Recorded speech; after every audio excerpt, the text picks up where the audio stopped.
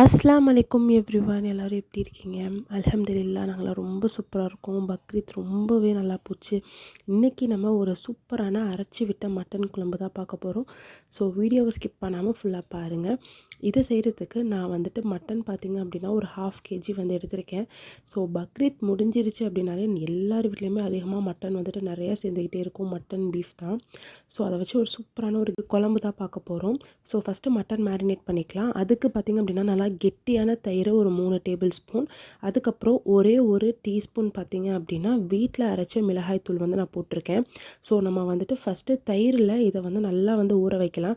எப்போவுமே சரி, நீங்கள் மட்டன் செய்யும் போது மட்டனை வந்து நீங்கள் தயிரில் ஊற வச்சிங்க அப்படின்னா நல்லா சாஃப்டாக வந்துட்டு இருக்கும், சீக்கிரமாக வந்து வெந்துடும். ஸோ இதை வந்து நம்ம ஒரு 1/2 அன் ஹவர் வந்துட்டு அப்படியே ஊற வச்சிடலாம். ஸோ இப்போ நம்ம வந்து ஒரு மசாலா மேக் பண்ண போகிறோம். ஸோ ஃபஸ்ட்டு வந்து ஆயில் வந்து ஆட் பண்ணிவிட்டு 1 ஸ்பூன் வந்துட்டு சோம்பு, 1 டேபிள் ஸ்பூன் பார்த்திங்க அப்படின்னா மிளகு, ஒரு 2 கொத்து கருவேப்பிலை வந்து ஆட் பண்ணிக்கலாம். அப்புறமா சின்ன வெங்காயம் பார்த்திங்க அப்படின்னா ஒரு 10-15 சின்ன வெங்காயம் வந்து ஆட் பண்ணிவிட்டு ஒரே ஒரு பெரிய தக்காளி ரஃப்பாக சாப் பண்ணி ஆட் பண்ணிக்கோங்க. இது எல்லாமே நம்ம நல்லா வந்துட்டு வதக்கி விட்டுக்கலாம். நார்மலாக நம்ம வந்து மட்டன் குழம்பு செய்யும் போது வந்துட்டு செய்கிறத விட இந்த மாதிரி அரைச்சி மசாலா செஞ்சு செய்யும் போது இன்னுமே டேஸ்ட்டாக வந்துட்டு இருக்கும். ஸோ வந்து நீங்கள் கண்டிப்பாக மட்டன் எல்லார் வீட்லேயுமே அதிகமாக தான் இருக்கும், நிறையா வந்துகிட்டே இருக்கும், நம்மளுக்கு தெரிஞ்சவங்க எல்லாருமே வந்து கொடுத்துக்கிட்டே இருப்பாங்க. ஸோ எப்போயுமே ஒரே மாதிரி இல்லாமல் கொஞ்சம் கொஞ்சம் மாற்றி மாற்றி டிஃப்ரெண்ட்டாக நம்ம வந்துட்டு செஞ்சு கொடுத்தோம் அப்படின்னா வீட்டில் இருக்கிறவங்க கூட வந்துட்டு விரும்பி ரொம்பவே சாப்பிடுவாங்க. ஸோ கண்டிப்பாக நீங்கள் வந்து இந்த டிஷ் ட்ரை பண்ணி பாருங்கள். வந்து காஞ்ச மிளகாய் வந்து ஆட் பண்ணிக்கலாம், அதாவது வரமிளகாய் தான். ஸோ அதை வந்து நம்ம ஆட் பண்ணிக்கலாம். இதெல்லாம் நல்லா வந்து வதக்கி விட்டுட்டு இதை நல்லா வந்து ஆற வச்சுருங்க. ஸோ நல்லா ஆறினதுக்கப்புறமா இதை அப்படியே நல்லா வந்துட்டு ஒரு ஃபைனான ஒரு பேஸ்ட் மாதிரி நம்ம வந்து அரைச்சி எடுத்துக்கலாம். இப்போது நம்ம வந்து குக்கரில் ஆயில் வந்து ஆட் பண்ணிக்கலாம். நான் வந்துட்டு ஒரு 30 ml அளவுக்கு ஆயில் வந்து ஆட் பண்ணியிருக்கேன். 2 ஏலக்காய், 3 கிராம்பு, ஒரு பெரிய பட்டை இதெல்லாமே ஆட் பண்ணிக்கலாம். அப்புறம் சின்ன வெங்காயம் பார்த்திங்க அப்படின்னா ஒரு 20 சின்ன வெங்காயம் வந்து ஆட் பண்ணிக்கலாம். ஸோ இந்த ரெசிபி பார்த்திங்க அப்படின்னா நம்ம வந்துட்டு 1 பாட்டில் தான் செய்ய போகிறோம், அதாவது ஒரே டைம் குக்கரில் வேக வச்சு ஃபுல்லாக நம்ம செய்ய போகிறோம். இப்போது இதில் நம்ம வந்து இஞ்சி பூண்டு பேஸ்ட் வந்து ஆட் பண்ணிக்கலாம். இஞ்சி பூண்டு பேஸ்ட் பார்த்திங்க அப்படின்னா ஒரு 2.5 டேபிள் ஸ்பூன் கிட்டக்க நான் இஞ்சி பூண்டு பேஸ்ட் வந்து ஆட் பண்ணியிருக்கேன். நான் எப்போவுமே சொல்கிறது தான், இஞ்சி பூண்டு பேஸ்ட் எந்த அளவுக்கு நீங்கள் அதிகமாக ஆட் பண்ணுறீங்களோ அந்த அளவுக்கு உங்களுக்கு ரெசிபி நல்ல டேஸ்ட்டாகவே வந்து கிடைக்கும். ஆனால் நீங்கள் நல்லா நிறைய ஆட் பண்ணும்போது நல்லா வந்து வதக்கி விடணும். ஸோ அப்போ தான் உங்களுக்கு நல்லா வந்து பச்சை ஸ்மெல் எல்லாமே போயிருக்கும். அடுத்து கருவேப்பிலை பார்த்திங்க அப்படின்னா ஒரு 3 கொத்து கருவேப்பிலை, ஒரே ஒரு பெரிய தக்காளி குட்டியாக வந்து கட் பண்ணி ஆட் பண்ணியிருக்கேன். ஸோ சின்னதாக இருந்துச்சு அப்படின்னா நீங்கள் 2 தக்காளி கூட ஆட் பண்ணிக்கலாம். இப்போது இதெல்லாமே நம்ம நல்லா வந்து வதக்கி விட்டுக்கலாம். ஸோ கருவேப்பிலை ஆட் பண்ணியிருக்கும் போது இந்த டிஷ்ஷோட டேஸ்ட்டே வந்து நல்லா இருக்கும். ஏன்னா நம்ம கருவேப்பிலை ஆட் பண்ணி செய்கிற டிஷ் எல்லாமே ரொம்ப ரொம்ப ஒரு டேஸ்ட் வந்து கொடுக்கும். இப்போது நம்ம ஊற வச்சுருந்த மட்டன் இருக்கு இல்லையா, ஸோ அதை வந்து இதில் வந்து ஆட் பண்ணிக்கலாம். மட்டன் நல்லா ஊறினதுனால உங்களுக்கு ஈஸியாக வந்து குக் ஆகிடும். இல்லை அப்படின்னா நம்ம வேக வச்சு தனியாக அதுக்கப்புறம் கிரேவி செய்யணும். ப்ளஸ் பார்த்திங்க அப்படின்னா ஊறினதுனால நம்மளுக்கு அந்த கவுச்சி ஸ்மெல் அதெல்லாம் வந்துட்டு அதிகமாக இருக்காது. ஸோ நல்லா மட்டனை வாஷ் பண்ணிவிட்டு ஒரு 1/2 அன் ஹவர் வந்து நான் சொன்ன மாதிரி தயிர் அந்த மிளகாத்தூள் போட்டு ஊற வச்சுருங்க. அது உங்களுக்கு சூப்பராக வந்துட்டு இருக்கும். இந்த ரெசிபி நல்ல டேஸ்ட்டாக இருக்கும், அந்த கவுச்சி ஸ்மெல் எதுவுமே வராது.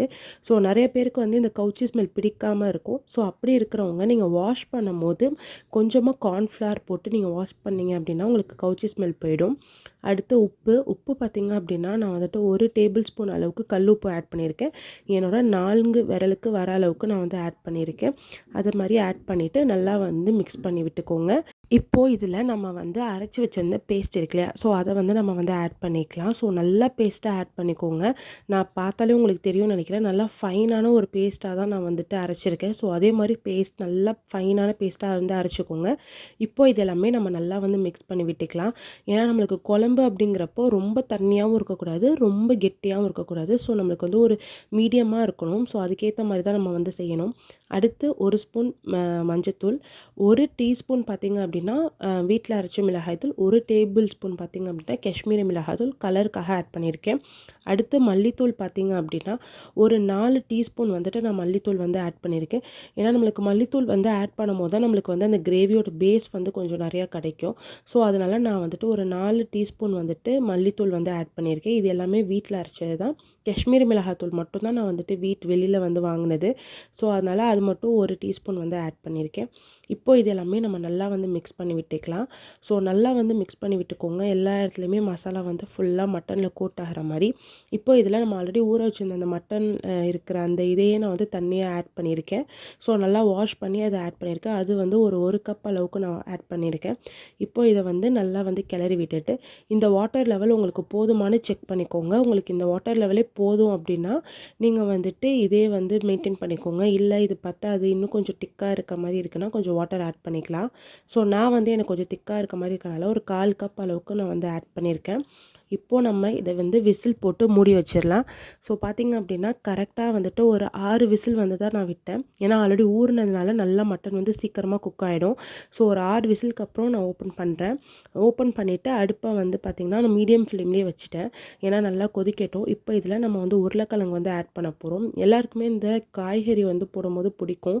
ஒவ்வொருத்தவங்க ஒரு காய்கறி போடுவாங்க. ஆனால் எனக்கு வந்து உருளைக்கிழங்கு போட்டு பண்ணும்போது எனக்கு ரொம்பவே பிடிக்கும். ஸோ எங்கள் வீட்டில் எல்லாருமே உருளைக்கிழங்கு போட்டு நாங்கள் வந்து செய்யும்போது எனக்கு ரொம்ப பிடிக்கும் எல்லாத்துக்கும். அதனால் நான் உருளைக்கிழங்கு தான் ஆட் பண்ணியிருக்கேன். உங்களுக்கு விருப்பம்னா நீங்கள் எது வேணாலும் போட்டுக்கலாம். ஸோ இதை வந்து ஆட் பண்ணிவிட்டு நல்லா மிக்ஸ் பண்ணி விட்டுக்கோங்க. கொஞ்சம் திக்காக இருக்க மாதிரி இருக்குது. ஸோ அதனால் நான் அகைன் வந்துட்டு வாட்டர் வந்து ஆட் பண்ணிக்கிறேன். வாட்டர் அகைன் பார்த்திங்க அப்படின்னா ஒரு கப் அளவுக்கு நான் வாட்டர் வந்து ஆட் பண்ணிவிட்டு நல்லா அகைன் வந்துட்டு மிக்ஸ் பண்ணி விட்டுக்கலாம். ஆல்ரெடி மட்டன் நல்லா குக் ஆகிடுச்சு. ஸோ வந்து உருளைக்கிழங்கு குக் ஆகிறதுக்காக மட்டும்தான் மேலே வந்துட்டு ஒரு ஸ்பூன் கரம் மசாலா வந்து ஆட் பண்ணிக்கலாம். ஃபைனலாக கரம் மசாலா ஆட் பண்ணும்போது நல்ல ஒரு டேஸ்ட் வந்துட்டு உங்களுக்கு கொடுக்கும். ஸோ நல்லா மிக்ஸ் பண்ணிக்கோங்க. உருளைக்கிழங்கு வேக போகுது அப்படிங்கிறதுனால இதுக்கு பார்த்திங்க அப்படின்னா நம்ம வந்து ஒரு 2 விசில் விட்டால் போதும். ரொம்ப நேரம் விசில் வைக்கணும்னு அவசியம் கிடையாது. ஆல்ரெடி மட்டன் நல்லா குக் ஆகிடுச்சு. ஸோ வந்துட்டு இப்போ மூடி போட்டு நம்ம கரெக்டாக 2 விசில் விட்டோம் அப்படின்னா உருளைக்கிழங்கும் நல்லா சூப்பராக குக் ஆகிருக்கும். இப்போ பாருங்கள், நான் உங்களுக்கு காமிக்கிறேன். நல்லா எண்ணெய் மேலே பிரிஞ்சு எந்த அளவுக்கு சூப்பரான ஒரு மட்டன் குழம்பு கிடச்சிருக்கு. ஸோ கண்டிப்பாக நீங்கள் ட்ரை பண்ணி பாருங்கள். இந்த மாதிரி ஒரு வாட்டி மட்டன் குழம்பு செஞ்சு பாருங்கள். இடியாப்பம், நெய் சோறு இதுக்கெலாம் ரொம்ப டேஸ்ட்டாக இருக்கும். இந்த வீடியோ பிடிச்சிருந்தா எங்கள் சேனலை மறக்காமல் சப்ஸ்கிரைப் பண்ணிக்கோங்க.